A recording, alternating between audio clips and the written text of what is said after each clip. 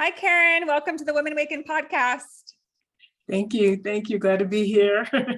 Yeah, wonderful to have you on the show and to get to connect and explore some of the amazing concepts that make up the work that you do and really the focus of, your offering and your gifts that I've heard a little bit about. Because Karen, you and I met, I think earlier this year. We were introduced by a friend. Amy Adams is a mutual friend that we have who I co-host the podcast, the You Here Now podcast with Amy. Okay. Yes. She said that you would be a fantastic guest for my show, and I completely agreed once. Oh, thank you. So, Karen, you are in New Mexico. Yes. I'm in 100 and something degree New Mexico right now. Oh, really? Now, where are you in Albuquerque? Is that, or no, you're in between. Right. Albuquerque and Santa Fe. I'm in between the two, but I easily get to both. I'm closer to Albuquerque than Santa Fe. Yeah. Okay. Oh, I'm very envious. I love New Mexico. It's absolutely beautiful. I was planning to move to a place in Santa Fe, but it didn't work out. Okay. But I'd love to return up there. It's just so beautiful. I love the desert. It's a special place. It is. It's good. It's very good. It's calming. Yeah. Now I'm curious, Karen, because your work is really based around you're an intuitive, you're a harmonizing intuitive, which I look forward to hearing more about that. I haven't heard that term, but that's one of your many titles. You're also a writer, an artist, and a practical psychic. So those are two fun descriptions, a harmonizing intuitive and a practical psychic. So kind of spin on those. So I'd love to hear about that. But my question is, where did you live before? And did you feel kind of called or guided towards New Mexico and the desert? Because I know that I find the desert uniquely spiritual. It has its own really unique spiritual consciousness and essence it's a totally different feel than when I'm tapping into, the coastal ocean feel, that kind of nature and that kind of spiritual connection, or the redwoods or the mountains. But there's something about the desert that it feels very like kind of opens up that crown chakra. It does. It's when I moved here, I was living in New Jersey, and I got tired of snow, although it does snow where I am, which was a big shock to me. It does. I was there in December for Christmas. I was in Santa Fe and Albuquerque, and there was snow. It didn't stick, but it was coming down. Yeah, it's not New York snow, but it's snow. And I have found, I believe I was pulled here, guided here, however, because of the spiritual energy that's grounded, and it's really anchoring, and it's anchored. And so there's a whole feeling and also connections that I've made with people who live here on their spiritual journey and our collective endeavors. I didn't experience that elsewhere. I learned about my psychic abilities and all of that when I was actually little, but I didn't know it. But it became active when I was in New York. I'd left North Carolina, we had just started, and then I moved to New York. I'm from New York, so I moved to North Carolina and came back. But that's where it really started being cultivated. But it kicked in the degree that it is now. Most of that process has happened here. And I find that like a harmonizing intuitive. I call it that because when I work with people, it's so they can get into their harmonized state of being, their harmony. That's my intention with them. And the intuitive and the psychic, for me, is pretty interchangeable. I know that sometimes people have different definitions, but for me, it's pretty much the same. We're all highly intuitive. We all have guidance all the time, whether we pay attention to it or not. That's the problem, the issue that comes up. And that's true for people who are tapped in too. This is an intentional thing. I don't walk around all day feeling the psychic vibes. There is a shift that happens. I tell people sometimes now more, it just feels like I elevate out of my body, but it used to feel like a fizzy was shot through me. I don't know if you know fizzies, but like if you took an Alka-Seltzer and it bubbled all through your body, that's what it would feel like initially. And then the writing and the acting and the visual art, it's all tied into the same thing. I'm still guided intuitively. And what I do that I present to and for people is imbued with this spiritual energy, which is a universal energy. It's not Karen's idea. I always call them they, and some people sometimes when I'm reading, they go, "Who's they?" But they, I call the creative creation in all its different interpretations and ways of being, from the angelic realms, the elementals, the animals, spirits, just everything. Whatever's needed comes in. And I help people to tap into their own psychic abilities, their own intuition, and follow them and get the results that they're looking for, that they want. It's so interesting because sometimes it seems the most expedient way, and sometimes it's kind of torturous because there is process. And a lot of times when we start the spiritual journey, we think, oh, cool, I'll do this, and then instant gratification and instant action and instant this, and it's not that all the time. There's a process. I'll just use that word. Yeah, absolutely. And it's, kind of an unfurling as well, right? It doesn't happen all at once. It sort of slowly reveals itself and shows up. And it, because it's the unseen, right? It's senses, right? Psychicness is a sense. It's a, just like any other sense, but it's not one that, we're used to, the five senses. It's beyond that. It's based in intuition a lot, right? Mm-hmm. And so it is something that it happens slowly, but it also has to be cultivated. I think it also takes its time because a lot of times we'll push it away at first. We won't, it's not like any other type of, tool or learning that we, play with and we explore tangibly, right? Like learning to play an instrument or learning how to do a sport. But this is something that you do have to work at, your psychic abilities, you have to learn to really cultivate them and use them. Yeah, you do. And for me, it started, I actually had an astrology reading from someone. Her name is Co Savage. She lives in Texas. This is many years ago, and in 1980s. And Co was looking at my chart and she said, you could remember this. You used to do this. So previous lifetimes, this was a part of your life. I'm going to start talking to you in astrology. And so in astrological terms. Mm-hmm. And so she did.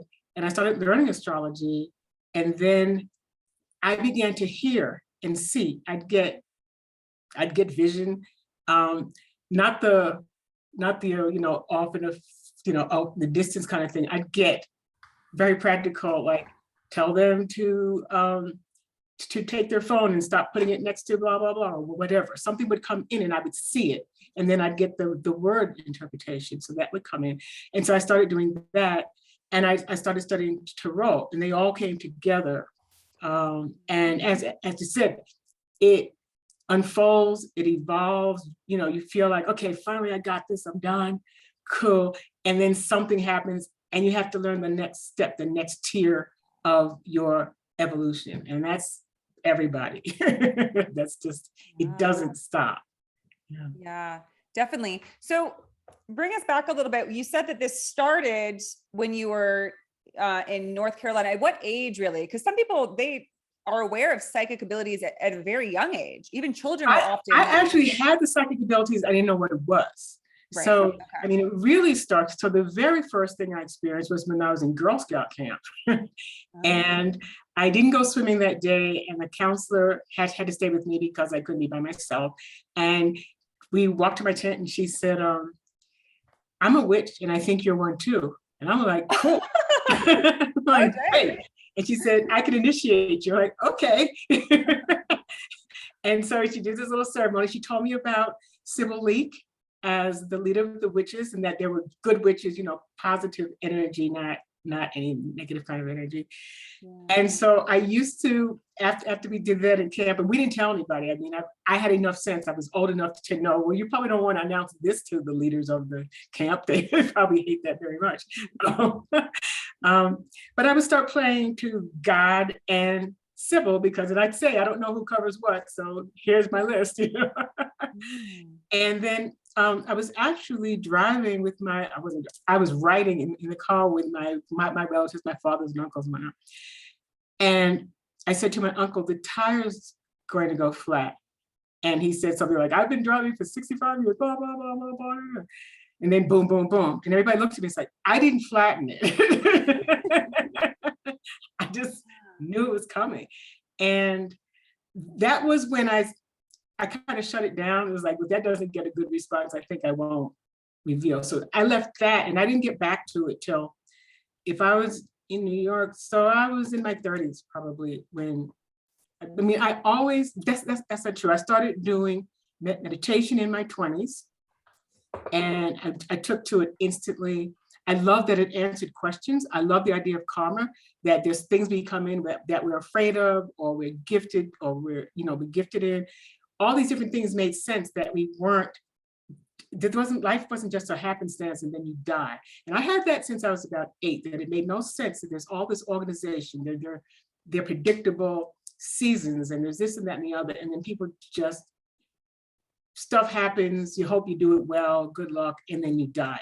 So the second I heard about reincarnation and all those kinds of things, I was like, that makes sense. That's something I can learn about. And so I did. Yeah. Wow. So it's interesting that you point that out, that when, you had that moment in the car and you knew, you had the sense and you spoke to it, because what I found is that it's funny because some people seek out psychicness, right? They're like, I'm going to try and read your mind, and I'm going to try and they try. But for people where it actually just kind of happens, where they get a sense of something, they kind of know something, those people have told me that they will try to they don't want it because it's a little bit scary maybe, but it's also, you recognize quickly that other people are not really going to accept it very well. They're going to kind of be like, well, how did you know that? What was that? Because they want to use their logical brain to explain something that's not coming from logic. It's coming from, our connection, our spirit, our psychicness. and the fear. I mean, there's a amazing for me that there's such fear of having the ability to have answers.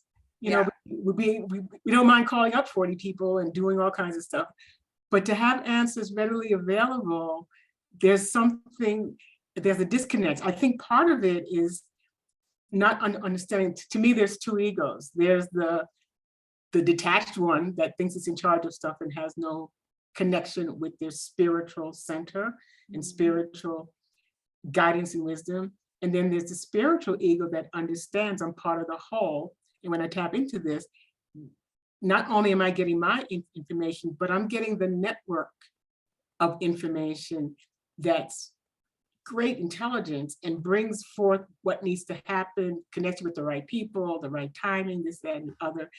And as I said, it's not always a smooth ride. And we have lessons. We have, I'm calling it lessons, but we have things that we've come in to learn, to expand, to release, to go to our next level of being and expression. I have come a long way. When I was young, and not young into my maturity, I didn't love being here. I was like, I was in the right place, but it must have been the wrong time. Yeah. And not loving it here.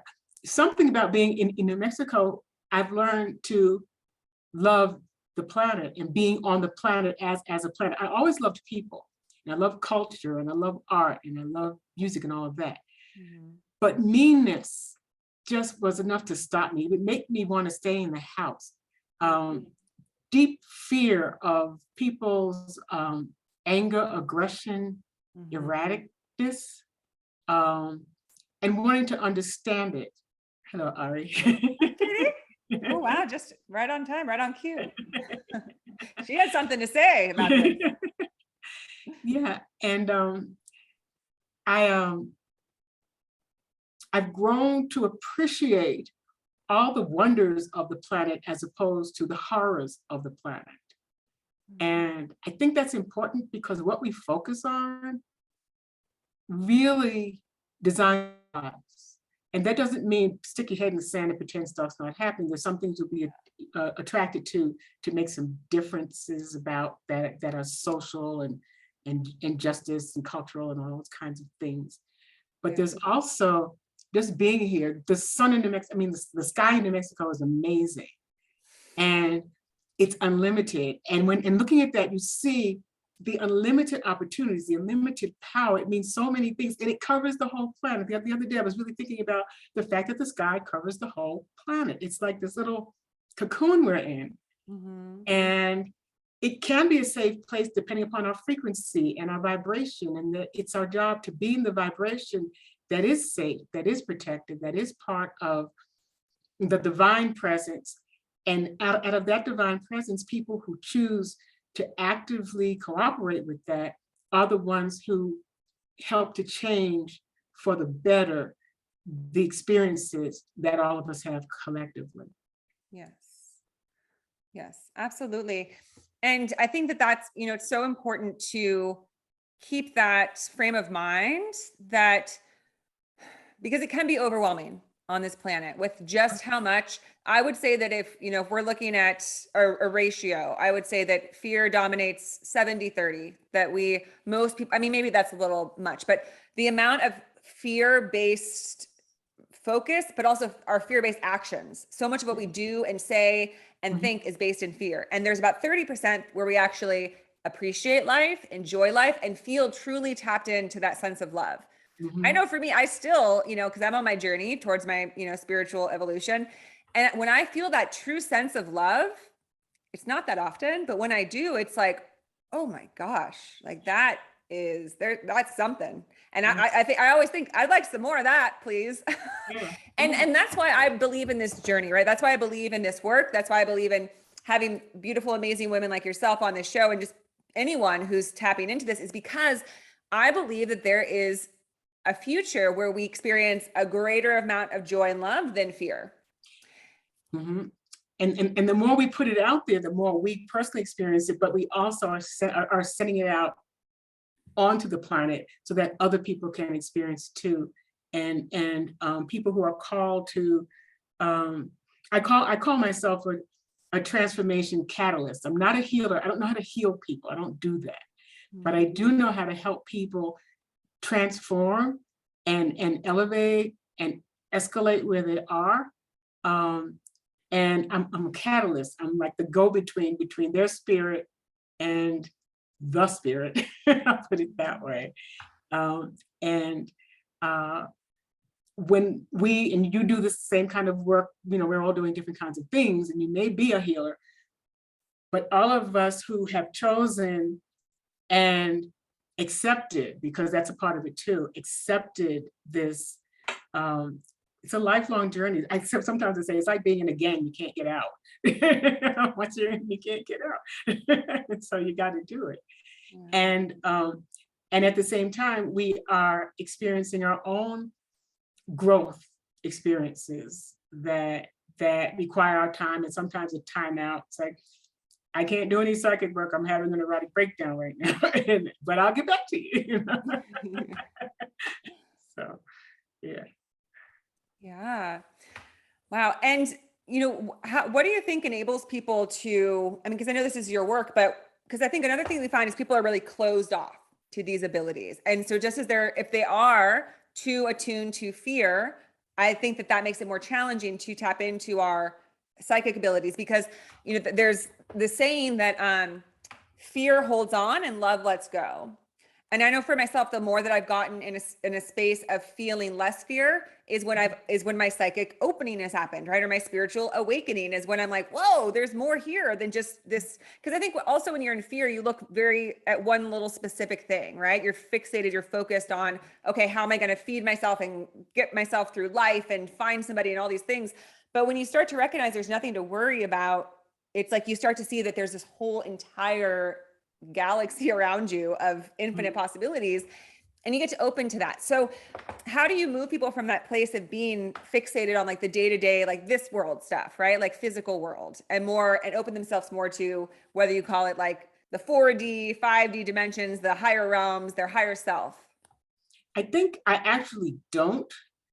I think what happens is, for instance, you're doing this right now, there's a podcast, and people hear something and something clicks in them, and they come around. Their spirit is what was it called, the 100th monkey, where they finally hear something the 100th time and then they get it and go, you know, I will pick up that book. So they get guided. I don't try to make anybody accept anything. I allow people to be where they are. Now, sometimes I can't say that I've done this. I was in a meeting many years ago. I was in a health food store, and this guy said, he was talking about Jesus and religion and things like that, but Jesus specifically. And then he said, there's a mother, there's no ghost. There's a son and a father, there's got to be a mother. There's no ghost. And that just made a huge difference for me. It made so much sense that been eliminated with the divine feminine getting kicked out. And so that is something that I will say sometimes if something comes up. I will say, depending on the circumstances, things that I know, and like in trusting what's coming to you to do. When people say something like, I really want to do so and so, but I'm afraid. And they're asking me, I don't volunteer. I do not do psychic work. I don't go into people's heads and start saying, I feel something for you. I don't do that. But if someone asks me something and I feel that it's correct, and my guides will tell me whether I should do it or not, I will tell them what comes up for them through the guidance, from their guidance and my guidance coming together for them. So I don't push people. I guess that's the biggest thing. When it's time, they'll do it. And not everybody's here doing the same thing. I mean, one of the things that I've had to work on diligently, and I'm still working on it, is having a sense of the physical world. It was abstract for me. So you're an astrologer. I have no aspects on Saturn. I have no earth signs and no Saturn aspects. Oh, wow. So, you know. What's your sign? Are you an air sign? Scorpio. Okay. Yeah, I'm Scorpio, Cancer rising, North Node in Capricorn. So the earth. I mean, that's what I came in. And I came in as I told you, like, get me out of here. And now I'm like, oh, I get it. This is a kind of a cool place. And I love beaches, which gives me that earth and that water so that I could be exactly that. That's the perfect spot for me. Yeah. But you're very far from it right now. I know, but I was recently in California, and so I went to the beach and loved it. One of my goals within the next 2 years is to go to any beach, anywhere, anytime I want to. That's my goal in the world. Yeah. Does that involve like moving? Or are you going to relocate? No, I just want to go visit. I just want to go Okay. hang out at various beaches all over the world. I will eventually move from here because I'm going to move close to the water. I will do that. I don't know when that's going to be, but I am going to have to get close to the water on a regular basis, particularly as I am in my seasoned years and don't want to have to fly someplace. I want to be able to walk out my door or drive 20 minutes and get to a beach. So yeah, absolutely. Well, I think there's a time and a season for various places, right? I know that in my life, certain times I feel super called. Like recently, I felt very drawn to the ocean and just kind of got a lot of, messages that it was important for me to be near water, immersed in water, close to ocean, bodies of water, all of that. But then there's other times where I feel this draw towards the desert. And because I think that each, I've talked about this in the show, but every place you'll ever go has its own consciousness. And I think that you're meant to be in a certain place when you're sort of learning and growing with that consciousness until it's like, okay, now you've kind of been in this element, in this energy, and now it's time for this. Now this is going to be more beneficial for you. Right. Yeah. I wholeheartedly agree. Yep. And there's a reason, as you said, for everything and following that. And that's how I know nothing is saying pack your bags and be gone today. So that's how I know it's not time to go yet. And I've tried to leave before and it's like, nope, you can't leave. Yeah. Wow. Yeah. It's interesting. It's interesting how that happens. I've done that too, where I'm like, it's like when you're kind of trying to exert your own will and you're kind of pushing for something and just every door is getting shut. And there is times like that where I'm like, there really is something to this. Cause there should have been I remember one time I was living somewhere and I really wanted to move to like Sacramento or something. And I applied to like 15 jobs. This was back before I was licensed as a therapist. And I'm telling you, I couldn't get one interview and I was qualified and it was right. but nothing. They all were just like every door slammed in my face. And then I applied to one job further, like towards the coast, back by my hometown, Los Gatos. First job I called, they interviewed me, they hired me like on the phone. So it's crazy how when you become aware of that, if you just stop trying to fight against what's sort of resisting you and just go with what's more aligned and easier and more in the flow, you tend to kind of, flow down that river right where you're meant to be. Yeah, exactly. Right. So, and another thing you said, Karen, that I really agree with as a therapist is that whether we're doing, spiritual guidance work or therapy or healing, you never really do anything for anyone. You just have offerings and because it's always the person that will grow or heal or have that, that moment, aha moment, that realization, right? You can't give someone a realization. You can't give someone healing. It always comes from within. But when we're guided, when we're given sort of this guidance and messaging to offer others, that's what it is. It's kind of like, let me channel to you what your guides are kind of wanting you to hear or understand, and to see if it's your time to hear it and to be able to kind of click with it. Because if not, then it's like, okay. But that's why I think it's, anyone who's kind of trying to like put something on somebody else, like a concept or something, and kind of try to force it, that's never it. It's always an offering, not a forcing, I think. Yeah. And it's also being careful and respectful of what our gifts and what our roles are, so that we don't get confused about the purpose. Yes. Yeah. And you spoke earlier to tarot, and I would love to hear about your personal tarot journey, because I am a tarot reader as well. And for me, again, that was another synchronicity where I actually had, I kind of stayed away from any of that tarot or psychics, honestly, because I thought, I don't want to know. I don't want to hear something that's going to freak me out or make me avoid certain things in life or make me like dread turning, 30 something or whatever they might tell me. And then I had a good friend who had a bunch of tarot decks, and she offered to do my reading.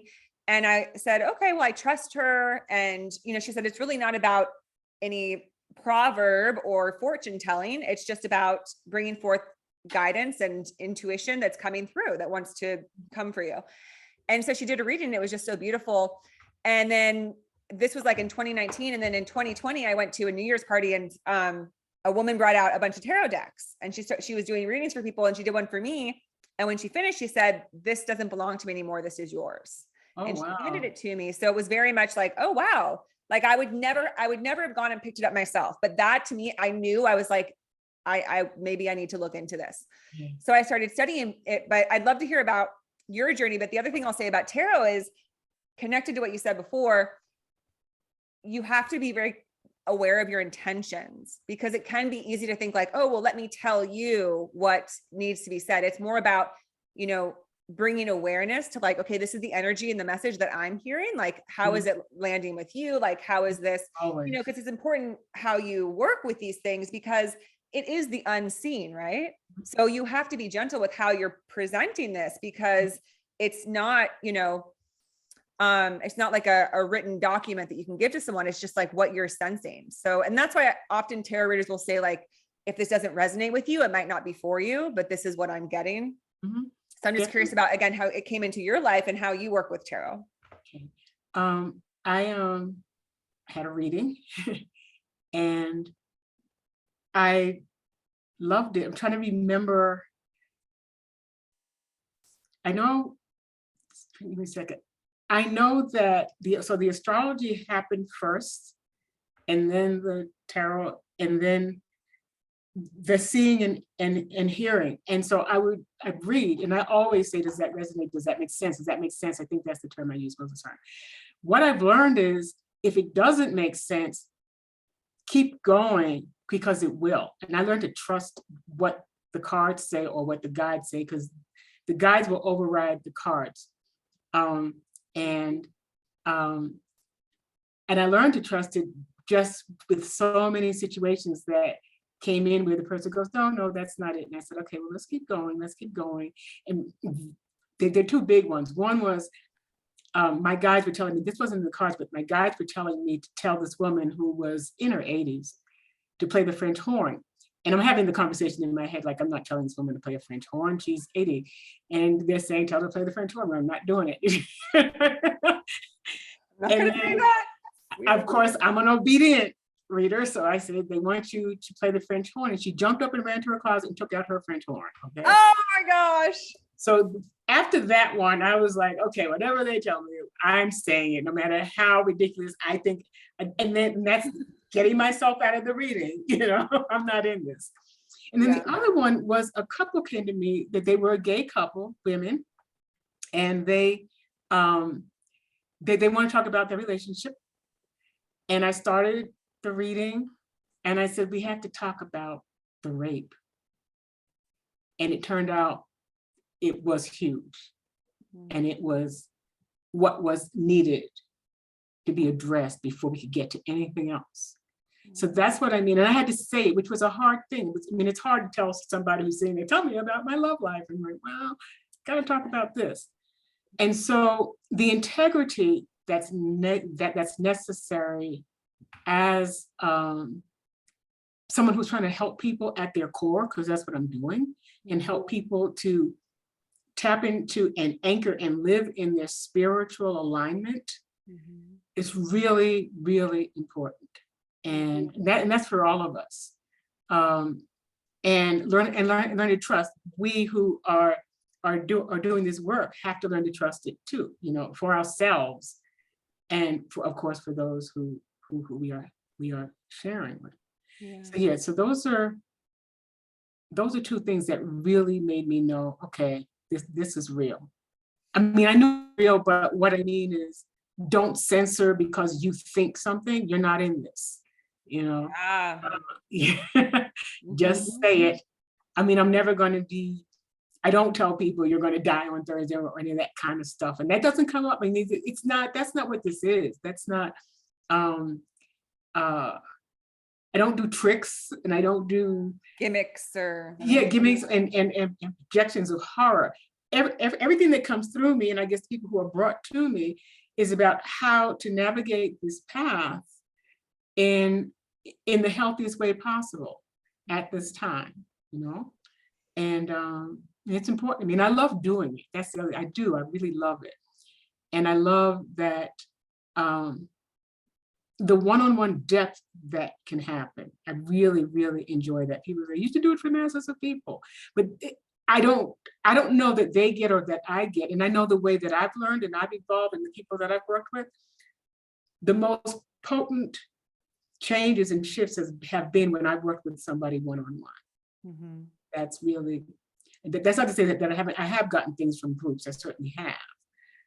But the one-on-one with what's my issue, what's going on with me, so that I'm not trying to get along with people, or I'm not talking because I don't want the whole world to know, or whatever is going on. That personal component of your divine presence expressing what's next for you, coming through, that's what I love doing. And I think that's what I do best.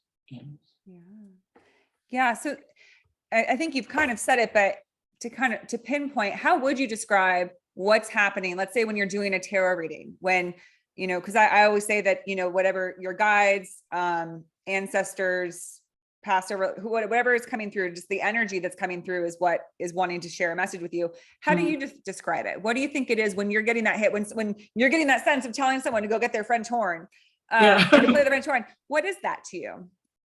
To me, it's my guides, it's my counsel. And it's when I read, I start with connecting my guides with the person's guides and elementals. And I use conscious ancestors because all ancestors are not necessarily the ones you want to take some guidance from. Depends on who the ancestors are.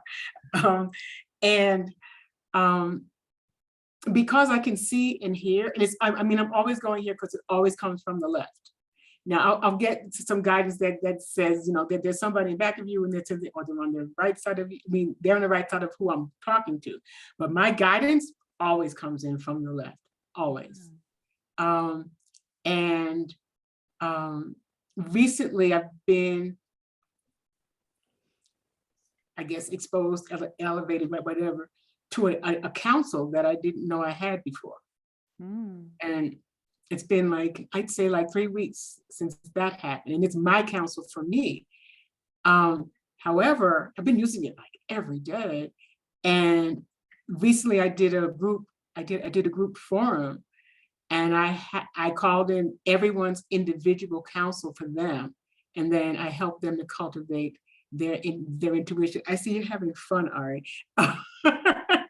For those who are listening, there's a beautiful cat that keeps joining us, jumping up on Karen's table.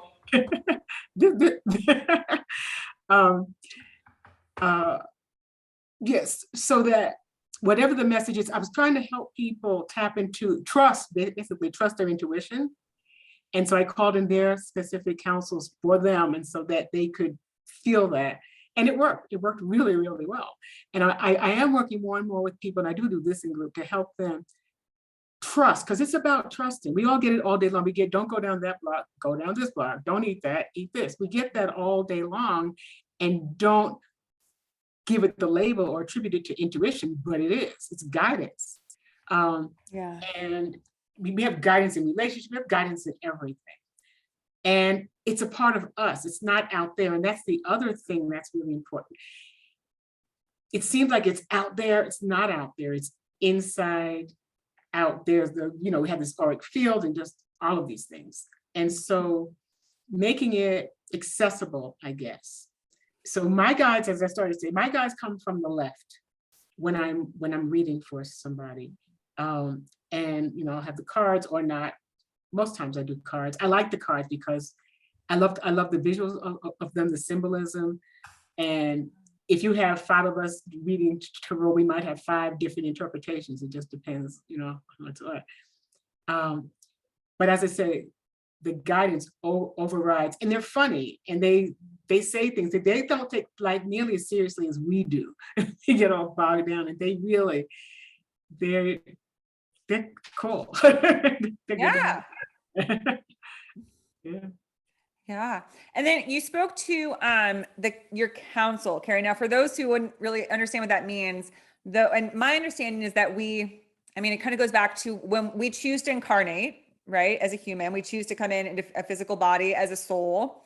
And that when we do, though, we have this whole council of souls, not in this plane, that are kind of with us. They're kind of like the overseers, right? It's like they put us out in the game and they're kind of like the coaches on the sidelines. Is how I kind of visualize it, where they're like, and they always remember why we came here, what we're seeking to remember, and to how we're looking to evolve in this lifetime. And they're the ones that offer this gentle guidance through intuition, through the unseen, the psychic abilities. Would you agree, or how do you perceive the counsel? Yeah, I agree. And that for me, I don't know, people say, who are they?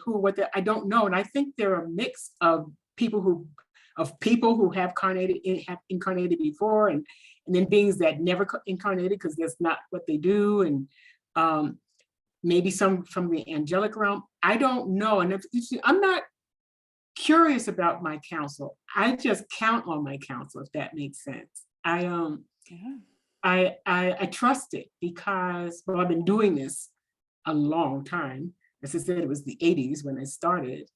And I just,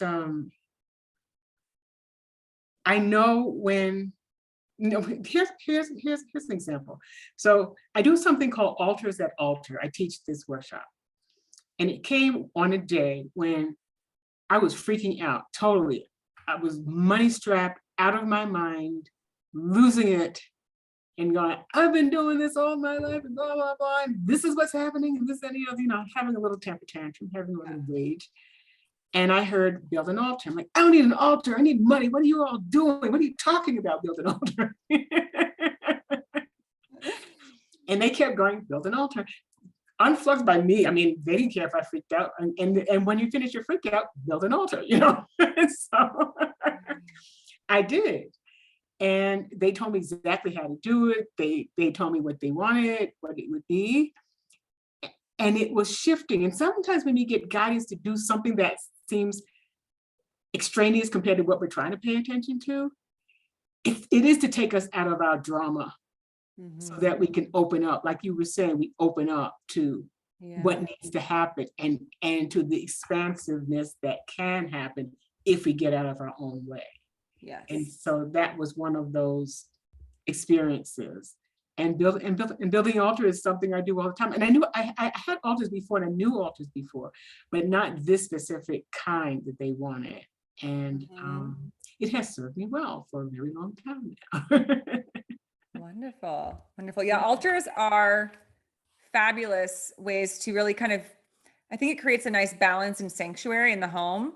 So again, for those who might not know, an altar can, I mean, we know you're familiar with altars, right? We usually associate them with like a church or where you know, where you stand when you get married, but it's basically, it's just a place where you put things that they have specific meaning or value or symbolism for you, right? So I know I had an altar where I had crystals. I used to, I've been moving around a lot recently, so I have to do like a makeshift altar wherever my home is, which again usually includes like some piece of nature, some crystals. But when I was living somewhere for a while, I would do it around the seasons. So each season, like I would have different flowers for summer and different roses or different plants or different things that kind of represented that season, sand from a beach and crystals and such, or, you know, and then pictures. So it can be really anything that kind of, it's very grounding, right? When you spend time at your altar, you're like, okay, this is when I'm releasing my stress, my preoccupation, my, you know, this world stuff.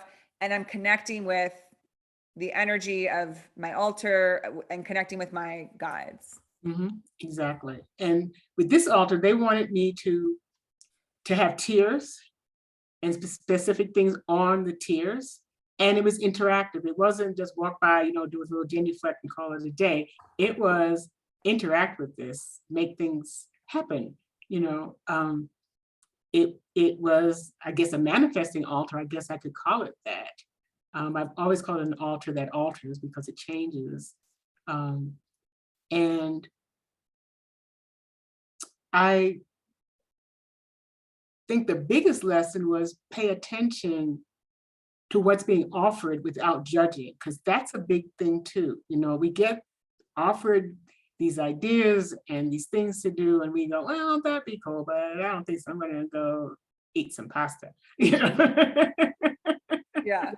It's like, you know, had I not built the altar, I don't know. Yeah, I do know. I would have eventually had to do it later. That's the other thing. Do it now. When you tell you to do something, really go do it. It's really the fastest way and the path to the of least resistance to that which you're trying to heal or fix or manifest or expand. It doesn't have to be a problem. Sometimes it's just a, you know, a wonderful gift. I've had some interesting things of late, lots of dreams and lots of awakenings. I mean, a series of awakenings. And since last July, between last July and this July, so a solid year, I've been working with different practitioners in different areas for me, like very personally for me, for things that I want to do, for things that I don't understand and want to understand. And I'd say to relax in the rest of this journey. And relaxing is important, you know, the high strung part of me. In fact, there's a woman I worked with and I love her term. She says, moving at a peaceful pace. Do it at a peaceful pace. So sometimes I'll be at my desk and I'm writing and all of a sudden I say, you should get something to drink. And I jump up and start running and say, peaceful pace, the refrigerator will be there. Yeah. You know, and it really does. It's like doing breath work, like taking that meditation double, except it takes 1 second to go peaceful pace. Yeah. And so, yeah, I knew I needed to learn more for myself, but also for the people that I serve. And that level of understanding. I mean, I'm saying, I'm not trying to know who the council is. They will reveal themselves as needed. But I did need to know there are these councils, and I've known there are councils, but there are different kinds of councils. There's just so much, as you know. So new ways of working and new ways of being. And I just knew it was time. And so I really dedicated a year to that, including business and Vedic astrology, which which was new for me. And I really like Vedic astrology. It shifted some things in my chart that made me look at not shoving my round self into a square peg because it didn't belong there actually. I thought it belonged there, but it really didn't. This made more sense. And everything builds on everything else. That's human design. I did that. I mean, really, I've been doing a lot of gene keys, a lot of experiencing different tools and modalities and interpretations of the patterns that we are, because we're a bunch of patterns, and deciphering them and then pulling out what resonates, what doesn't, or what, I'll get back to that because it's a little bit deeper than I want to go right now, or I can go, my brain is right. So I'm just doing this, but having that gift box to pull from. Mm-hmm. Yeah, that's beautiful. That's beautiful. And, I think something else that came up is that, everything that you're saying, again, it reminds me of just allowing things to be and noticing that when you just allow things to be, when you set it, move at a peaceful pace, when you stop rushing, it's like things that are inherent start to kind of come up. Mhm. I've been getting a strong messaging, and I keep, not coincidentally, coming across books. Just this past Friday, I felt called to go to this bookstore, East West Bookstore, beautiful place. Oh, you know it? Yeah. Yeah. And they had one in Mountain View, and I was driving back home from like Palo Alto, and it was like, go. And I was like, okay, I'll see what I find there. And it was funny because it was super crowded. It was a Friday night. And I was like, okay, well, if I don't find a parking spot, I'm going to leave. And sure enough, shoot, somebody pulled out a spot. And I went to the discount books, and there was just a bunch in a line that was like, listening to your heart, tapping into your inherent gifts. And that's been a theme for me, is because I do tend to want to run at a breakneck pace rather than the peaceful pace, right? I want to say like, okay, this is what I want to do, and I'm going to make it happen. And I keep getting these messages that are like, what if you just were still and let the things that you inherently have the gifts you have come through? And again, the same thing we were talking about earlier, where people are too focused on fear and what they should be, then it's like they're completely looking away from what is right with them. Mhm. And again, that's something that keeps coming up for me lately is let yourself sit with and tap into what comes naturally, rather than trying to force something. And I think that goes with what we have to offer others, that we can be more giving and more in service, rather than constantly thinking like, well, what am I getting? What am I getting so that I can do this? It's like, well, what do you just naturally have to give? And it's just kind of the sense I have lately that it's like my next step in my journey. That's like, are you going to decide to let go of like these things that you feel you have to do and step more into what you're really able to do? With you as a soul, as your gifts on this planet, and I think that's something that's hard for a lot of us, because in the world we live in, there's so many things that we're supposed to do, or that are supposed to be good, right? Certain levels of success, or, gains, or popularity, or fame, or whatever it is. So we push for that, and then we ignore the things that we really could excel or embrace. Mhm. Right? Yeah, that makes perfect sense. It does. And the paying attention to what already is, like third dimension, the 3D stuff. And this is where I've had to do a whole lot of work. Yeah. Paying attention to it as though it's in concrete and cannot be infused with the spiritual love, the word you use, love and vibration. That's where the altering comes. And so not slamming heads up against walls of done deals, and not living in the past and the expectation of some more hurt, pain, fear, because those are the things that shut us down. Well, I would do it, but I'll probably get, like, you applied for 5,000 jobs and didn't get them where you weren't supposed to be. Yeah. But didn't say, well, I'm never going to work in this field again. I'm not going to do this. Nope, there's a different path. Not the door is slammed. The door is slammed because it's not your door. That's the wrong door. And so we keep going and don't abandon our own lives. I think that's what it comes down to, not abandoning our own lives. Yeah. Yeah, I think it's really, really important. Yeah, absolutely. And I think also something else that kind of came along with that was a realization that um, anything that we're trying to force will usually run out of steam because force takes effort. It's not natural. So we're going to eventually, and to me, that's the way that our world works right now. That's why our system and everything about our world is eventually going to change because everything right now is based on force. We have to force so much of our concepts about, superiority or, who's deemed successful or this or that. It's forced concepts. It's not natural. So it's going to lose steam. And I think we're eventually going to return back to a more natural state of being able to see everyone's inherent value, because right now we're trying to force ideas that are very external based and not really based in reality. So what I was going to say is that another message I was getting was do whatever you do what's in your heart, do what you love, because that will not run out. That will be what you can, and it may not be so glamorous and it may not be what, you thought you wanted to do, but if it's from your heart and it's something you love, it'll get you there, wherever there is. But that's just kind of what I kept getting was like, stop thinking about what's going to make you successful and start doing what you feel most drawn to, most, comfortable with, what feels like very natural.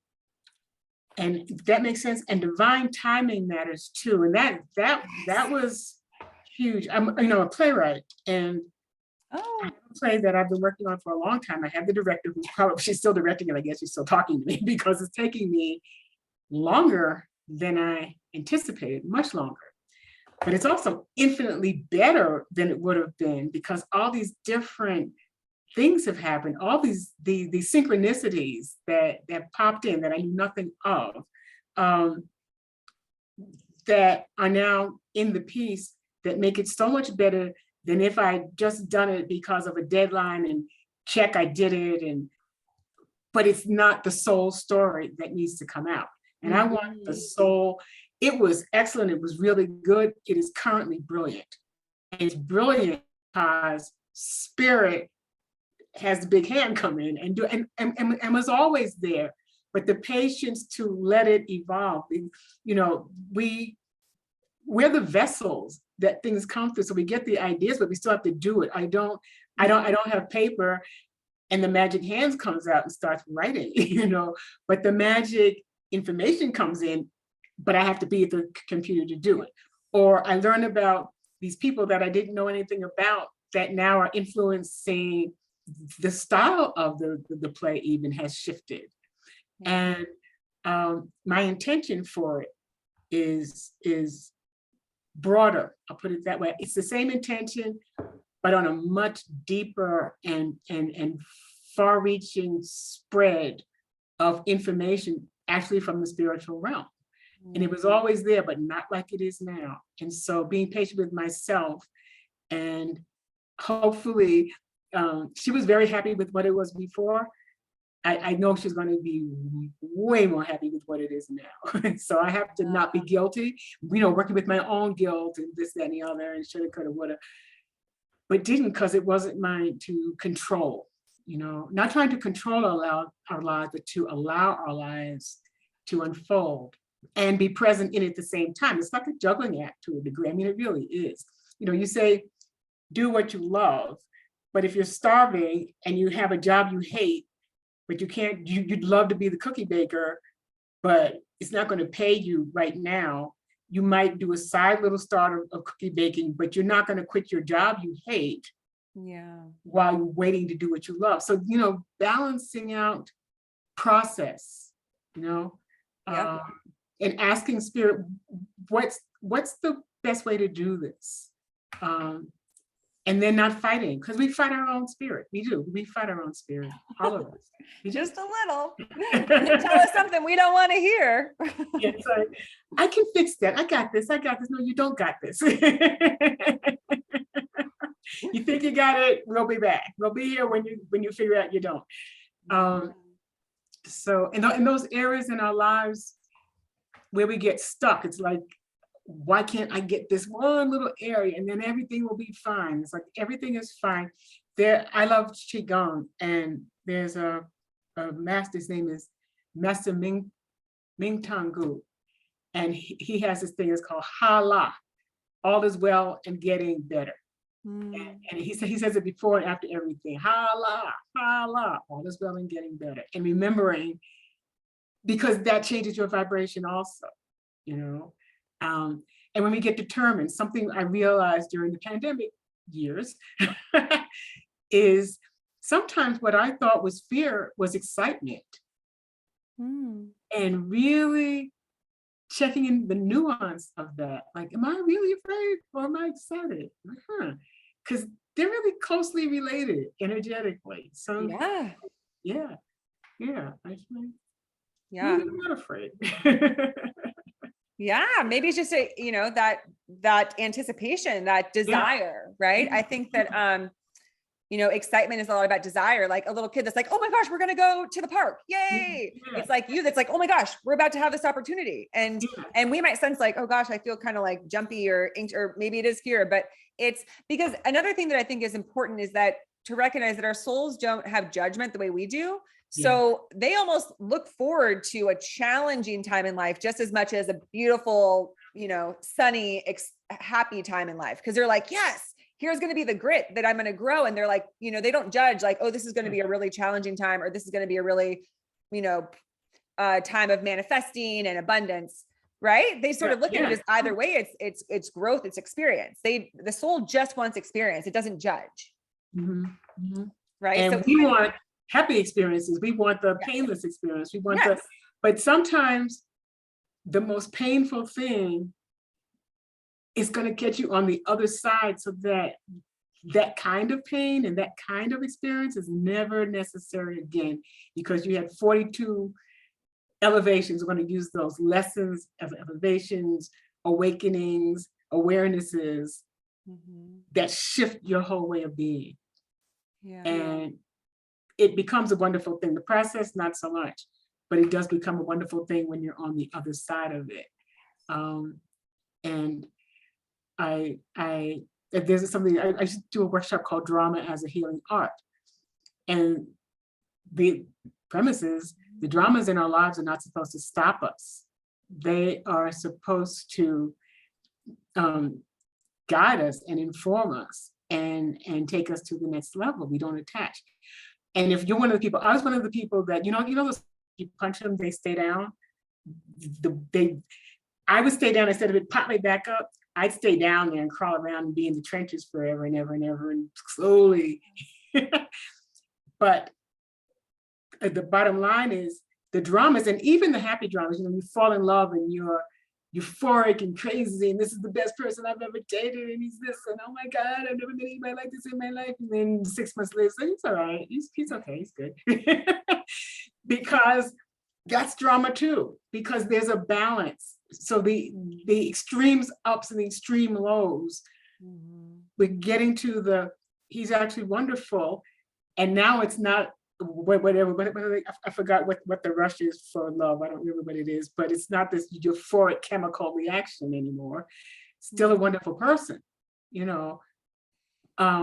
and not projections. There's not a ton of projections and expectations and all these other things that we apply to a relationship initially. And this is for work too. This is the best job in the world. Oh my God, my boss is an idiot.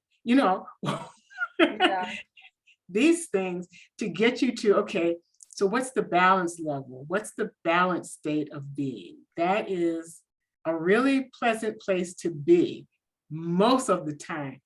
And it also prepares us for when we're doing the great ups and the great downs, so that we have what do you call that thing? It's a point of understanding. That's not the term, but a point of, I know when I'm good again because I'm here. Sort of a checkpoint, like a checkpoint. Yeah, that's good. Yeah. And I know for me, something like an altar or any spiritual practice is it's like my touchstone, where I feel myself kind of drifting into that space of fear and like, this shouldn't be happening. And I feel detached, or I feel scared. But then I get back, and when I get in the zone or I meditate, or I remember, okay, I'm never alone. I'm always being guided. There's nothing, like you said, that phrase you said, where it says everything's good and getting better. Yeah. Everything that's happening to me is for my highest good. As much as I might say at the time, this sucks, or that I'm terrified, You know, I got super sick this year, sicker than I've ever been, and it scared the heck out of me. And I had a friend pull a card for me, and she pulled Kali Ma, and the title of the card was Facing Fear. And it just hit because I thought, well, you know, if I never faced anything challenging in life, how would I gain courage? How can you gain courage if you never put in a situation where you have to be courageous? And so I took that and I said, okay, I'm still not alone. Because there are times in life where we say, have I been, you know, forsaken? Like, am I going through this because I've done too wrong? I'm too disconnected. But it's the answer is always no. Everything's always leading us back home, right? Back to ourselves, back to our highest self, back to source, back to creation. And so that was a beautiful reminder. Now when I get scared again, I go back and I find my touch point, you know, my guidepost where I remember, right, this too is a part of my path. You know, there's nothing outside of our path. It's impossible because there's nothing outside of God or source. So there's no way to be like totally lost in the Netherlands and not know where you are. Right. So I think that, and that's why it's also important to have community and to connect with spiritual guides or spiritual teachers, you know, anybody who understands these concepts, because it can help us refocus. It is important. And it's important the company that we keep too. It's very, very important because if you aren't with people of like heart, I think heart more than anything else, and you're an empath, which probably most of the people who are coming to you are coming, you know, through this, then you're going to pick up people's stuff and you'll think it's yours, and it's not yours. But it's going to function like yours because you've been willing. And so being discerning and making choices, and when you don't know what to do, asking, I'll say, okay, I don't know what to do. I'm feeling lost. I'm feeling alone. I'm feeling isolated. I'm feeling stupid. I'm feeling weak, whatever.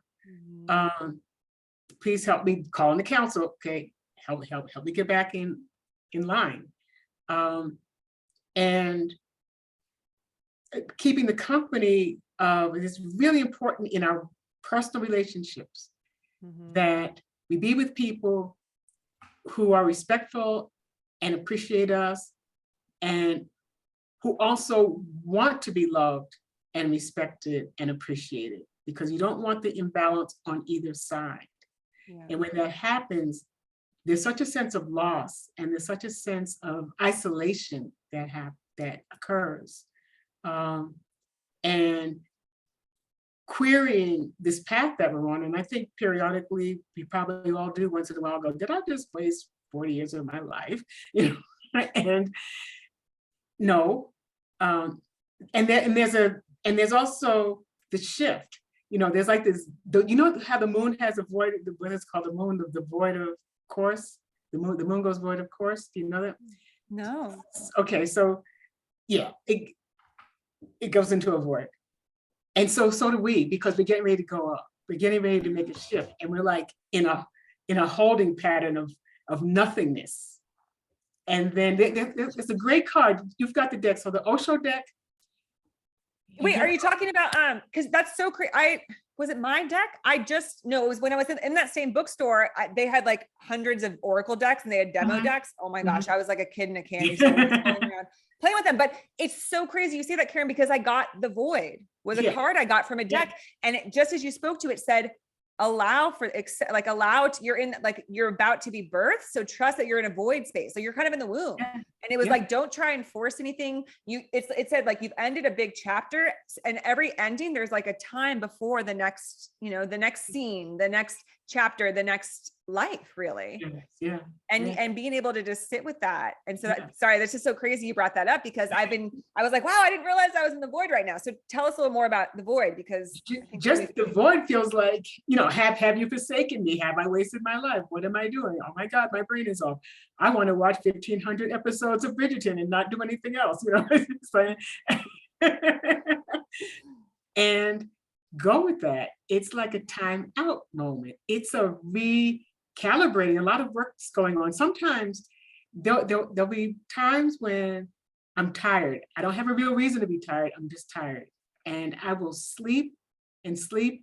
And years ago, I realized Spirit's working on me. They're doing some reconfiguring, and you just stay down and Yes. pop back up when it's time. And that happens. Sometimes I have to remember, oh yeah, that's what this is. Not, I've lost my mind, I'm not doing anything, I'm walking around in a circle. Yes. Yeah. Because again, okay, and this can bring us into, because we haven't really touched on the divine feminine, which I'd like to. That is it's a very sort of our more masculine energy mindset, to be like, I have to be doing something, to be growing, to be, excelling, to be evolving. But that's not always true. And I think that's what the void teaches us, is sometimes imperfect stillness is where we're doing a different kind of growth. Just, it doesn't have to be anything or to do anything. You're just being. Yeah. Right. It doesn't have to look any certain way. It's just recharging.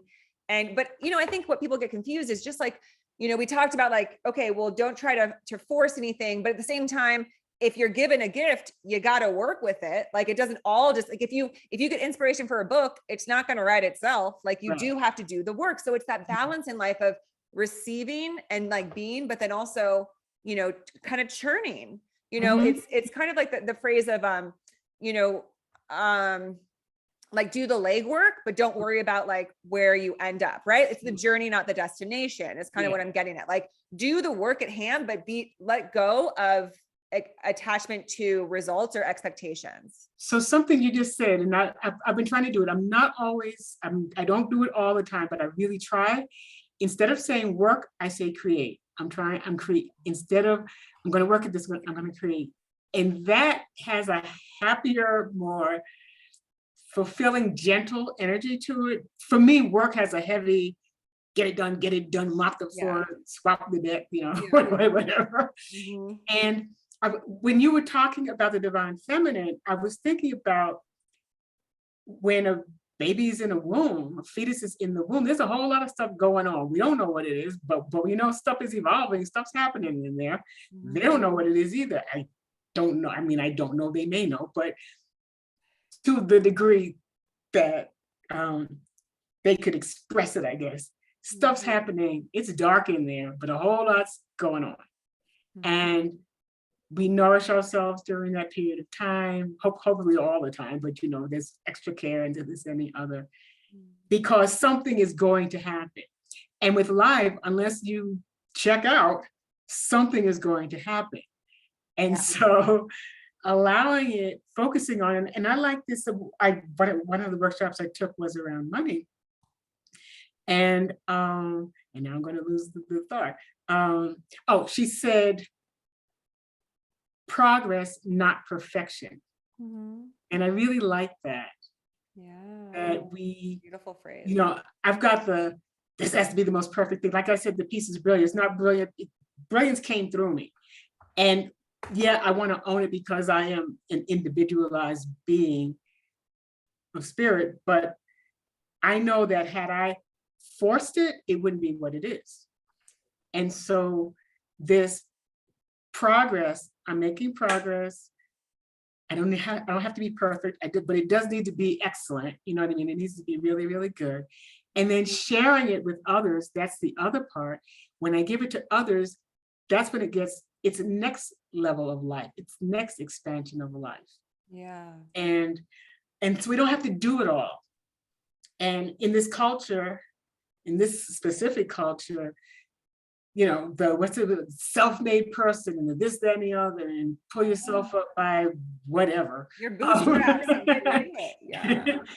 And there is no ad. You're probably feeling financially secure and wonderful. Have a nice day. You don't see that commercial ever. You see, you need, you aren't. Oh, yeah. Totally. Yeah. Hey, I think you're good. Don't buy anything. Like, don't worry. Turn this TV off and go live your life. There's always got to be something that's like, you know what you need? I'm going to tell you. You know what your problem is? I'm going to tell you, and then I'm going to tell you how you fix it. And you can get a loan to get it because you don't have what you need, Put yourself in, oh goodness. It's such an interesting place where we find ourselves. Like when I do step back and just observe the way the world is, I just think, wow, this is really fascinating where we've gotten ourselves and the ideas that and beliefs we've landed on. They're very odd. And so again, that's why I think this work is important, because I think we are a bit kind of misled in what is true, I guess, true for our highest good. And I think that we're all getting this calling now. I feel like we've gone as far as we can, basically, from our truth. And now we're getting that distant calling of, hey, maybe you can move. You've swung really far this way. How about swinging back this way a little? And because I know for me, my spiritual connection felt like it came out of nowhere. I was like, why am I being drawn to lead these women's groups and start talking about the divine feminine? And do tarot cards. I was like, and use crystals, all these things.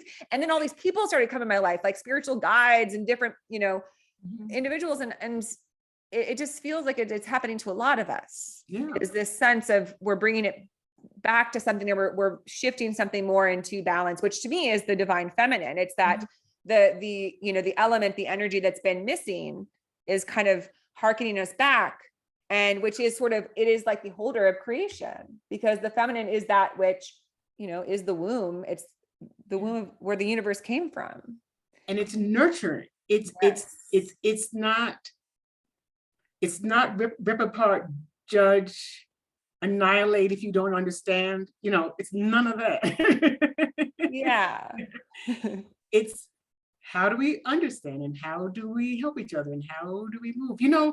It's so interesting. We were talking just about that, but we were talking about how women, if we're in a room and one woman starts crying, we're all going over to see what the problem is and how we can help and what we can do, because it's what we do. That's how women are. Wherever we are, could be. And I've only seen it in a broad collective sense when there's been a catastrophe out in out in the world. Other than that, good luck to you. I hope you get where you need to go. Mm-hmm. But our inclination is, what do you need? How can we help you? And the rallying together and community is getting activated in a way, and I'm sure the pandemic had a lot to do with that. And that's not everybody. I mean, there's a whole lot of crazy going on, but there's also small community coming together in support of each other for what's needed, what's loving, what's whole, and what's inclusive. And that's happening a lot. The way people are living and planning to live in their, I like the word seasoned years. I like seasoned better than senior. And not this isolation. I helped with my parents when they were in their various states of transition, and learned so much about people who have nobody. I mean, it's like in this culture, you get to be an elder and goodbye.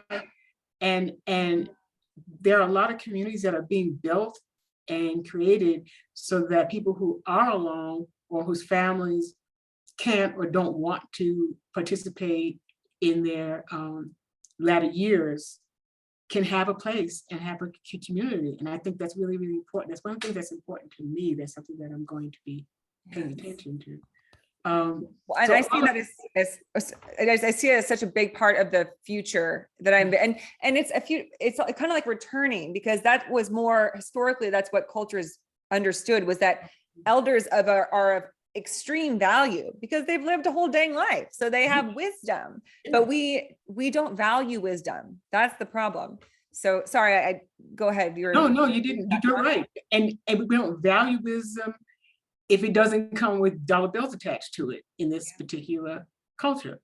And if you've got all this money, but no soul, active soul, I mean, we all have a soul, but we're disconnected from it, then what you do with it isn't helpful to the greater whole.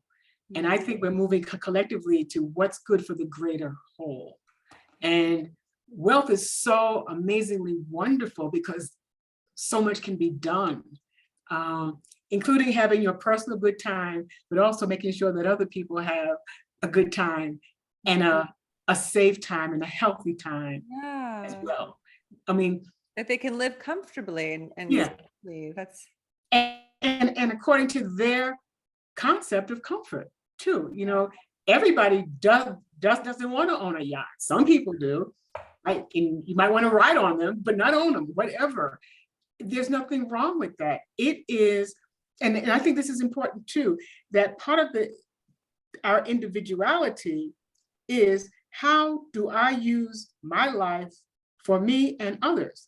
And some people have a broad vision of what they want to do in the world. And some people, I want to cook for the family on Sundays and have everybody come to my house. I want to be the go-to house. Yeah.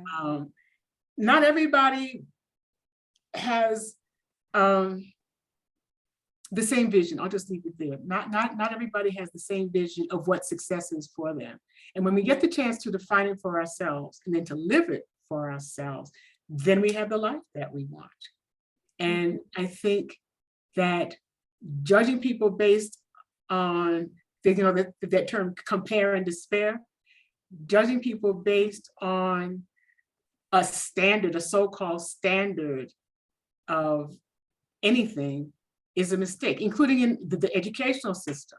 There are different ways of learning. There are people who are visual learners, there are people who are auditory learners, just all these, and to shove people into categories that are falsely created for some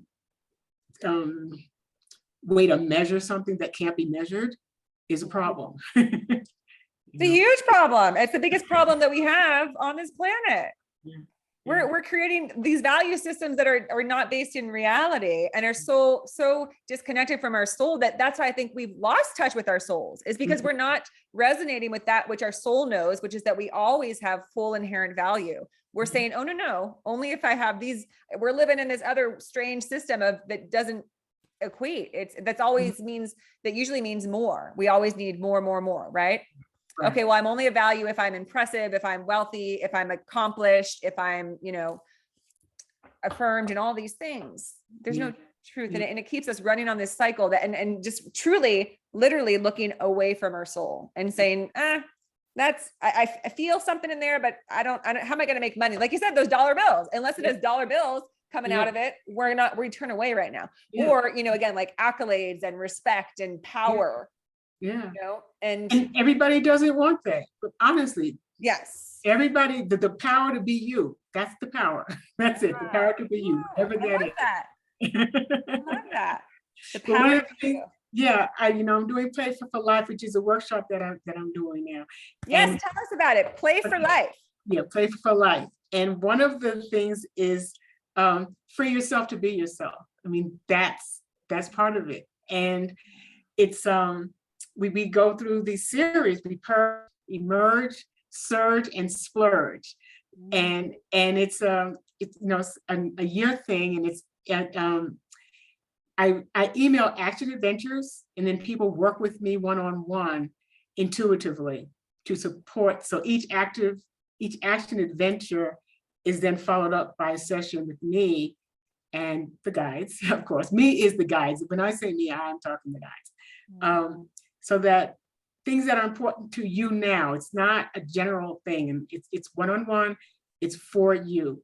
And I'm loving it, and the people who are doing it are loving it because it addresses our individuality. There's a part of it that it says we're navigating the maze and amazement that is our life, and I'm guiding people to do that. And so I know that we all have an inkling of who we are, and then we get talked out of it. Most of us get talked out of it. Not all of us. Some people don't, but most of us get talked out of it, or bring it down a few octaves. We don't want to be too big. We don't want to be too, stand out too much, be too different. But then that's doing us a great disservice. Exactly. But then you're unhappy. Many years ago, I said, if I had to write my epitaph, this was a while back, it would be do-over. And that's not what I wanted it to be, That's I want to have fully expressed everything I wanted to do and fully enjoyed everything here. And it sounds like you are, Karen. You're Yeah. doing it. That's Okay. You get to change your epitaph now. Yeah. Oh yeah, it's changing. I don't have a new one, but it's not that one. Yeah. Well, I feel like it was one that you just threw out a ton of things where I'm like, wait, hold on, because I need to put that like on my refrigerator or on my wall. Maybe that's your next move, is to start doing, some merchandise where people can, because you just said some beautiful things. When you said it won't be free to be you, or be you to be free. What was it? Yourself. Yeah. Free yourself to be yourself. Yes, that's it. And that is so important because, just the other day I was talking to someone and I was like, well, I don't want people to think that I'm like just some hippie or this or that. And they said, well, you know what, Whitney, like you're going to have to let that go, because people are going to think what they're going to think. And if you want to be you, and if you want to keep going with this work, you have to let go of what people might think of you. Yeah. You can't. And they were so right. I was like, okay, you're right. Because I can't control what other people perceive of when I'm freeing myself to be myself. Because exactly, like you said, we don't want to go down an octave because we're like, well, what if they think it's weird?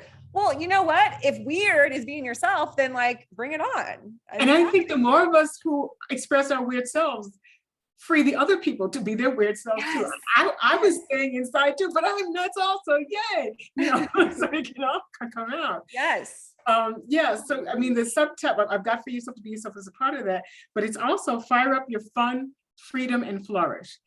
That's the tagline of Playful Life. And we have to be fired up about our own lives. Yes. We have to stay fired up about our own lives. And we read the headlines and see who did what to whom and who's going to do what to whom and all that kind of stuff. Yeah. However, if you're going to be here, you really need to enjoy and understand. I think too, part of the work is understanding the process, understanding why you're here and what you can do. And it's not to suffer. I mean, there's a lot of misconceptions about what being good is. Yeah. When I was learning astrology, this woman named Louise taught me how to do these two different charts. She would do, and I now do, the chart you came in with, the plan you had when you got in, and then the compromise chart when you meet your family and go, well, that's not going to work. Mm-hmm. And so, yeah, there's the whole list of why you can't be yourself. And it starts in school. It starts in the family, I'm sure. Yeah. But also in school, when you wore a red tie and we don't wear red ties, we're going to beat you senseless for your red tie. Yes. And the innocence of being young. And I mean, I have a lot of stuff, but children not being able to be children is one of them. Children being forced into adult situations and information that they don't need to have, because it really stunts their curiosity and their power that would naturally evolve if it didn't get shut down. Yes. Yeah. And so being fair, just being fair to people, just being fair to life, being fair to animals and children and people and food, all of these things that are easily doable with the right consciousness, with the right intention, with the right decision. Because I know from myself, I can set intentions, but when I get real clear, like, okay, this is the bottom line, I'm doing this, it gets done. Yeah. And sometimes I'd like to do that, but are you going to? It's like you have to make a decision. You are or you're not. Yep. And when I get decisive, when we get decisive, it happens. And so I think bringing that in too. And we can't. There's a term I like, which is find your piece of the puzzle. Everybody's not going to do everything. Find that thing that's yours. Yeah. And go with it. And it might be more than one thing, but not spreading yourself too thin so that I have 500 causes. There's so many things, but what's the one you can do something about right now? Yes. Yeah. And take action in that arena for yourself, and not abandoning ourselves, our well-being, our health, our bodies, embodying and feeling. That's another big thing, is feeling what you really feel. And sometimes it feels uncomfortable. It's like, I feel like smashing that person in the face. Well, you're not going to smash them in the face, but don't deny the feeling. Why do you have the feeling? You might find out, well, they remind me of somebody I knew when I was in 4th grade. I don't dislike them. I don't even know them. Whatever it is, go into these energies that are stuck, for lack of a better word, in your body and wreaking some kinds of havoc sometimes. Some of them are wonderful and they may be freeing spots, but some things are wreaking havoc. I call it the tar. And you kind of scrape the tar out, to scrape out the stuff that's in there that doesn't belong in there. And a lot in the sacral, usually sacral and root chakra has a lot of that stuff in there. And it stunts the creativity. It stunts our ability to express ourselves in what category. Yeah. And that's so important, because that, I think, again, that's another condition on our planet right now that's creating so much dissatisfaction, disenchantment. That was a word that really hit me. I heard a year back, it said humans have become disenchanted with life. And it hit me because life is so enchanting. Just everything you spoke to expresses like, be yourself, because then you can see like the magnificence of who you are and have joy and have fun. But most of us see life as this drudgery, as this like, you know, this sentence we've been given, like, well, you got to live this out, or if you're lucky, you will. But that's like, life is literally like this magical, enchanting thing that can be so wonderful. But it's just your point that we get these messages from the time that we're little, because we have that magic and that enchantment when they're little kids. But then like, for some reason, we're not supposed to have it anymore once we're past like 8, and we're supposed to just be like very serious. And like, because life is serious, like, why? Like, who said life is super serious? And follow these rules and you'll be happy. The rules were made up by somebody. We don't know who, but just got to do it. You know?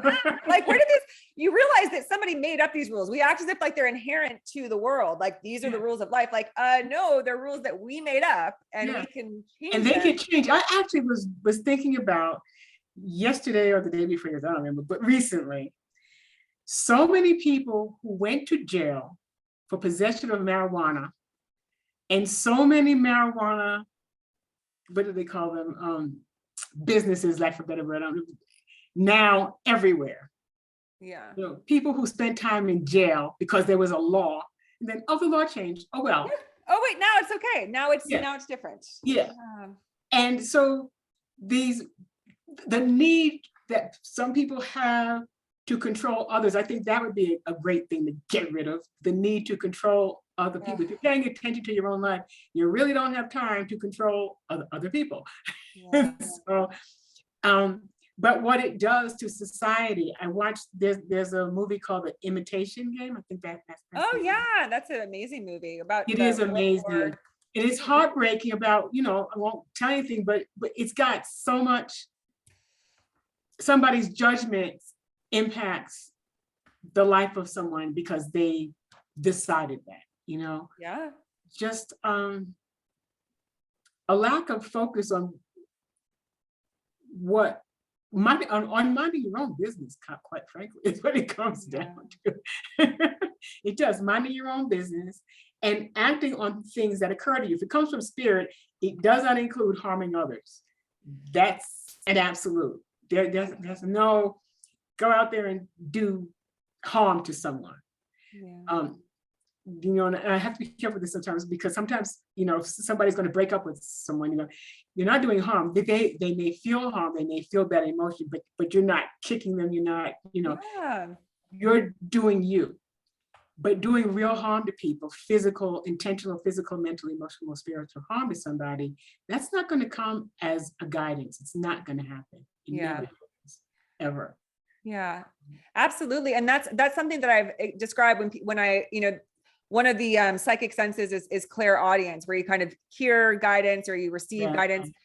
And the way I kind of see it is that it's never the nagging, yelling voice. If I'm getting guidance, it's never like, don't do this, do it. It's almost like this gentle, it just is almost like a cloud that just kind of, because it doesn't like say anything, but it just is. And somehow I sense this phrase that might be like, you know, try this or go over here or something. But it's ever so gentle, because spirit will never try to force anything ever, because it knows that you're on your journey and you'll take the turn when you're ready, but it will always offer. But it's never that booming voice, and it's definitely never aggressive or going to encourage violence or harm. Yeah. Yeah. It's loving, it's loving. And it's got your best interests at heart, and also the interests of others. When you leave one relationship, this or something higher is taking place. That's one of my terms I like a lot. It's not my term, it's a term I learned. This or something higher is taking place. And I have to remember that sometimes when I'm stuck in something, or I'm thinking something's not going to happen, or I want something to happen, blah, blah, blah. It's like, no, this is something higher. It's not going to get worse. It's going to get better. Holla. All is well and getting better. Holla. Yeah. What a wonderful phrase. Wow. Well, Karen, this has been such an amazing conversation. We explored so many different concepts and had such beautiful insights. And thank you for sharing with us about your work and about your experience and, your gifts, because to receive psychic, insight that young and to really come into it in your own time and divine timing is really beautiful and inspiring. And as you spoke to, I think that the reason why I believe in podcasts and the spoken word is because this is how we act almost as guides to others. We're, again, just offering, and we're not telling anyone what to do. But if someone happens to listen to this podcast and say, oh gosh, that happens to me sometimes, and I keep trying to ignore it, but maybe there's something to it. Yeah, that might help them on their journey. Exactly. Yeah. So I'm really glad you're doing this, and I'm very grateful you invited me to participate. This was so fun. And so, Karen, you have your program, Play for Life. You're a writer and artist. If people want to find you online, if they want to connect with you, if they want to work with you, how can they find you? It's KarenJonesMeadows.com. Karen, and then JonesMeadows.com. Perfect. All right, Karen. Well, thank you again so much. Enjoy the 106 degrees of New Mexico. Thank you. And I'll see you when you come back to the ocean. All right. You take good care. Take care. Bye-bye. Bye.